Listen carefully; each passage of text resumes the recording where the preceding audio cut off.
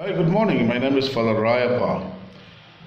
I'm going to talk about Swadeshi. Mahatma Gandhi said, no mass production, but production by the masses. So actually, the Industrial Revolution pushed economy spiraling down. Big production, big distribution, big markets, bigger the better. That was the slogan of the Industrial Revolution. But Mahatma Gandhi at that time in India, the British people produced cotton clothing. Actually, the cotton was they exported from India to Great Britain. They manufactured clothes and they sent back to India and selling them at a high profit. So Mahatma Gandhi rejected and he told, let us not employ factories and machines.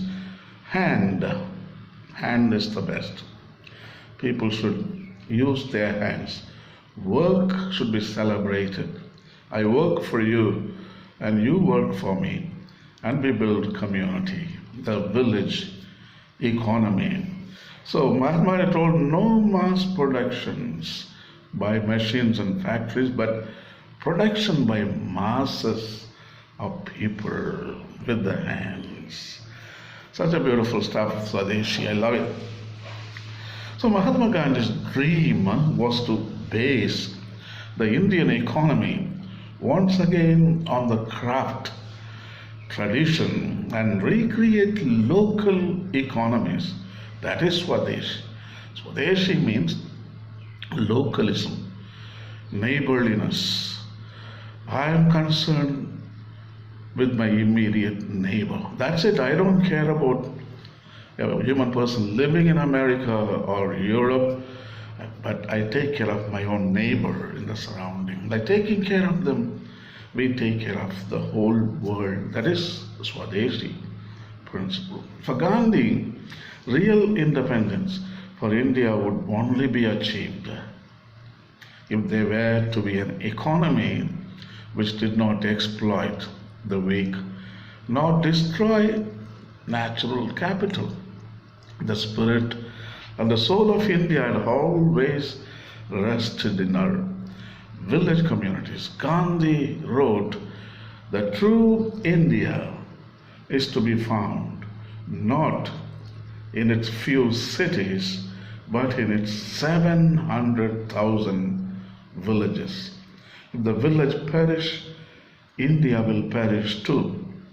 His vision was a confederation of self-governing, self-reliant, self-organizing and self-employed and self-governing people living in village communities and smaller towns, deriving their right livelihood from the products of their homesteads and crafts.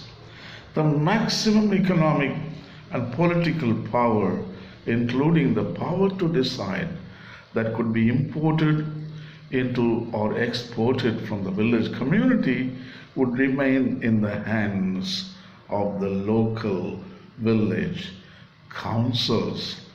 In India, people have lived for thousands of years in relative harmony with their surroundings, living in their homesteads, weaving homespun clothes, eating homegrown food, and using homemade goods. Excuse me. They cared for their animals, forests, and lands. They celebrated their fertility of the soil with feasts, performed the stories of great epics, and built magnificent temples.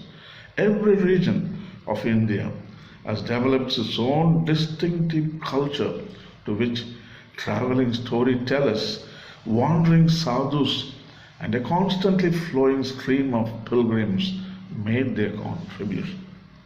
Mahatma Gandhi believed that whatever is made or produced in a village must be used first and foremost by the members of that village. Trading should not only be in what is surplus and in exchange for things that cannot be produced in that village. Goods and services which cannot be generated within local communities may be imported from elsewhere as an exception rather than the rule. A local economy avoids economic dependence on external market and external market forces which could make the village community vulnerable. It avoids unnecessary, unhealthy, wasteful and environmentally destructive transportation. Gandhi believed that each village should build a strong economic base to satisfy most of its needs, and all members of the community should give priority to their own local goods and services. When the economy will have its own local resources, natural and human, then every community will have its own carpenters, shoemakers, potters, builders, mechanics, engineers, farmers, weavers, teachers, bankers, merchants, musicians, and artists. In other words, each village would be a microcosm of society as a whole. For Gandhi, such local communities and villages were so important that he thought they should be given the status of village republics. And yet, they should embody the spirit of the home. They should be like an extended family rather than a collection of competitive individuals. The British Raj system in India was to foster centralized, industrialized, and mechanized models of production. Gandhi turned this principle on its head. He envisioned a decentralized, homegrown, local, and handcrafted mode of production. In other words, not mass production, but production by the masses. Gandhi wrote, mass production is only concerned with the product, whereas production by the masses is concerned with the product, the producer, and the processes. Local economics, also known as Swadeshi, restored the dignity of work. There is an intrinsic value in work by hand. When we are engaged in such work, we can give expression to the aesthetic, spiritual, and creative aspects of our being. In surrendering to machines in factories, we lose an opportunity for creativity and self-fulfillment. Locally based economics in India enhance spirit, community, relationships, and community well-being. Such economics or such economies encourage mutual aid. Members of the village community take care of themselves, their families, their neighbors, their animals, lands and forests, and all the other natural resources for the benefit of present and future generations.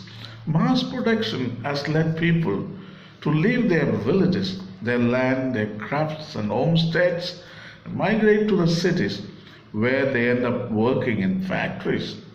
When they stand at the conveyor belts, they become cogs in the machine. It is a system of mass production which has given birth to slums and shanty towns. Fewer and fewer people are needed to work because the industrial system requires greater productivity with the minimum number of workers. In a local economy, the machine must be subordinated to the worker. That is Swadeshi. The machine should not become the master. That is Swadeshi. Dictating the pace of human activity. That is Swadeshi. Similarly, the maker should serve the community rather than forcing people to fit the market. A local economy is a peace economy.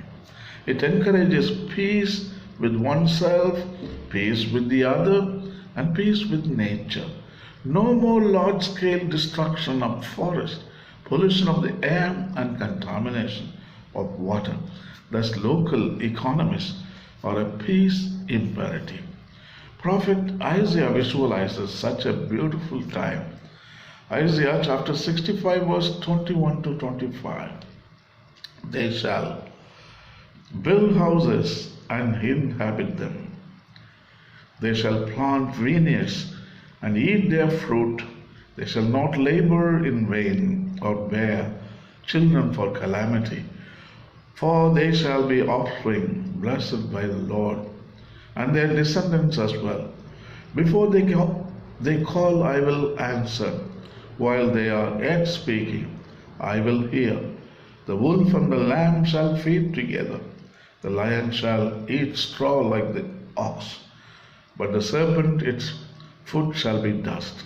They shall not hurt or destroy on all my holy mountain.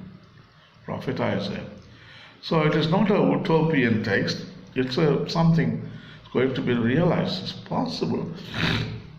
Usually utopian texts are impossible, but this text is possible. So I think Mahatma Gandhi gave life and he restored to the original dynamics of Prophet Isaiah's text. So actually Mahatma Gandhi resonates Prophet Isaiah chapter 65 verse 21 to 25. So I think Swadeshi principle is excellent. It's only concerned about immediate neighbor, immediate villages, immediate community. So while we take care of this immediate village and neighbor and community, I think we are taking care of the whole world, because this is a microcosm, that is a macrocosm. So let us take care of the microcosm, and naturally macrocosm will be beautiful too. Thank you and have a nice day. Bye.